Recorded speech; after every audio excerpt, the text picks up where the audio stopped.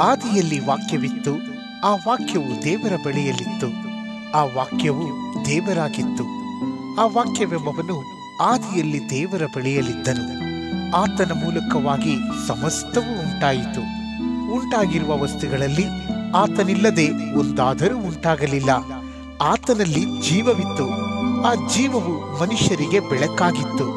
ಆ ಬೆಳಕು ಕತ್ತಲಲ್ಲಿ ಪ್ರಕಾಶಿಸುತ್ತದೆ, ಕತ್ತಲು ಅದನ್ನು ಮುಸುಕಲಿಲ್ಲ. ದೇವರು ಕಳುಹಿಸಿದ ಒಬ್ಬ ಮನುಷ್ಯನು ಬಂದನು, ಅವನ ಹೆಸರು ಯೋಹಾನನು. ಈ ಯೋಹಾನನು ಸಾಕ್ಷಿಗಾಗಿ ಬಂದನು.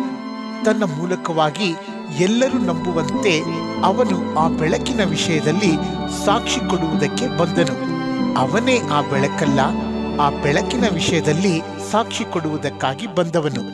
ನಿಜವಾದ ಬೆಳಕು ಲೋಕಕ್ಕೆ ಬರುವುದಾಗಿತ್ತು. ಆ ಬೆಳಕೆ ಪ್ರತಿ ಮನುಷ್ಯನಿಗೂ ಬೆಳಕನ್ನು ಕೊಡುವಂಥದ್ದು. ಆತನು ಲೋಕದಲ್ಲಿ ಇದ್ದನು ಮತ್ತು ಲೋಕವು ಆತನ ಮೂಲಕವಾಗಿ ಉಂಟಾಯಿತು. ಆದರೂ ಲೋಕವು ಆತನನ್ನು ಅರಿಯಲಿಲ್ಲ. ಆತನು ತನ್ನ ಸ್ವಾಸ್ಥ್ಯಕ್ಕೆ ಬಂದನು, ಆದರೆ ಸ್ವಂತ ಜನರು ಆತನನ್ನು ಅಂಗೀಕರಿಸಲಿಲ್ಲ. ಯಾರು ಆತನನ್ನು ಅಂಗೀಕರಿಸಿದರೋ, ಅಂದರೆ ಆತನ ಹೆಸರಿನಲ್ಲಿ ನಂಬಿಕೆ ಇಟ್ಟರೋ, ಅವರಿಗೆ ದೇವರ ಮಕ್ಕಳಾಗುವ ಅಧಿಕಾರ ಕೊಟ್ಟನು.